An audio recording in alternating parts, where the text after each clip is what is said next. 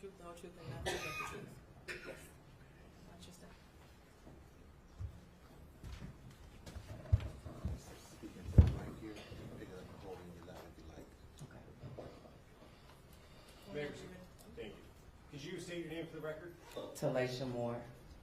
And, excuse me, Ms. Moore, I'm going to ask you a couple questions, but first I want to ask you, do you know someone by the name of Cordell Wright? I do. And how do you know Mr. Wright? He is the father of my nephew, my 17-year-old nephew. So, your sister's son? Yes. Gotcha. And is that how you met Mr. Wright? Yes. Or your sister? Yes. Okay. And in what context is your relationship with Mr. Wright? How did you know him? Did he ever do anything for you? Things like that? He fixed my mother's car. He worked on her car. Okay. And what kind of car does your mother drive? A red Jaguar. And what's your mom's name? Jacqueline Campbell. Your specific address, just the city. Ypsilanti. And who else lived with you in Ypsilanti? My mom and my son. Okay. And would Mr. Wright ever come out to Ypsilanti to fix your mom's car, her Jaguar? Yes. How often did he do that? Like a couple times, at least 2 times.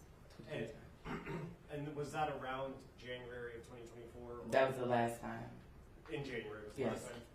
And when he would go out there, would he bring anyone with him? This last time he did it. What about Well, prior? the last 2 times. So before January 9th, him and someone else came, and then on January 9th, they both came. Okay. And the person that he brought with him, do you see that person in the courtroom today? Yes. And could you point to him and identify a piece of clothing he's wearing? Well, I can only see the top of his head right now. Are you 100% sure that it's that person? Could we have everyone remove their masks, Judge, just for a brief moment? If everyone in the courtroom could remove their mask if they have one on, please. Ms. Moore, do you see the person that Mr. Wright brought with him? I do. And could you point to him and identify a piece of clothing he's wearing?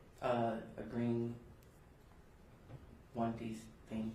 For the record, the witness has identified Jarvis Butz, the defendant in this matter. So reflected. Thank you. And you said Mr. Butz came out how many times with Cordell? At least 2. So this last time in January and the time before that. Okay, and the time before that, who was anyone else with the 2 of them? No. And what were they doing the time before January 9th? Working on the car. I can't remember. It was a couple of things they had to fix on it. And they came out and did it in the driveway. And Sorry. no. I was just going to say the last time when we got the car towed to the shop and they drove it back up. Okay. And so in between the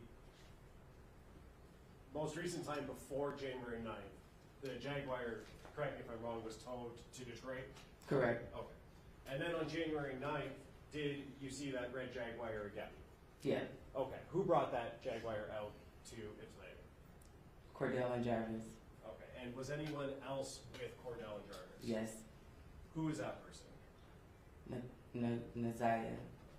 And I want to clarify, at the time on the 9th, when Cordell, Jarvis, and Za'Niyah came, did you know that that was Za'Niyah Harris? No. Do you know that now? I do know now. Okay. And is that based on information you've learned or seen in the news and things like that? Well, it was based on when the detectives came to the house to question us. That's when I found out who she was. But at the time on the 9th, you didn't know? Mm-mm. Is that a no? No, yeah, it's a no. I did not know. Now, let's talk about when they came out on the 9th, January 2024. What was that interaction? How long did it last? Can you kind of take me through, start to finish, their visit and delivering the car? So they came, they delivered the car. They were talking to my mom about what was wrong, gave her the invoice. It was just like a regular day. When they came in, they sat on the couch for a few minutes. Za'Niyah was sitting in the chair by the TV. We spoke, very brief. Asked her if she wanted something to drink. She didn't. My 6-year-old son ran up to her, the dog. It was just very mellow. They sat there, we talked about the car and stuff. We talked about my nephew, Cordell was trying to wait till my nephew got out of school, but because he was on tether, they had to leave. So they didn't get to stay long enough for my nephew to come. And your nephew would be Cordell's son? Cordell's son, yeah, Okay. correct. Did you talk to Mr. Butz about Za'Niyah? Did he introduce her or anything like that? We just asked, hey, everybody. Za'Niyah here, correct? Correct. All right. And did they tell you that this person was Za'Niyah Harris? They asked me if I knew who she was, and they asked me if I knew who Cordell was. They showed me a picture of Mr. Butz. They asked me if I knew who all these people were, and they asked me if I knew her name, and I did not know her name at that time. Okay. And they told you her name?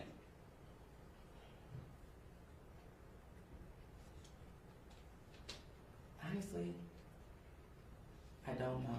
Okay. And at any point, did you look up why they were there or look up any information about this case? Yeah, after they left. After they left? Mm-hmm. Did it seem like he was in a little bit of a rush to get back, or he was cutting it close maybe with that drive 40 minutes? No, I think he had whatever he needed to do, and he just wanted to make sure he was in the city on time. But is it fair to say that he would have left somewhat closer to his cutoff time? If that's the reason he left, or that he said? Yeah, I object. I think that calls for speculation on her part. I was gonna say I don't Hold know. on. Oh, I'm sorry. Do you want to respond? If she knows, I think it's a close call. If you know the answer. I don't. I don't know. I can't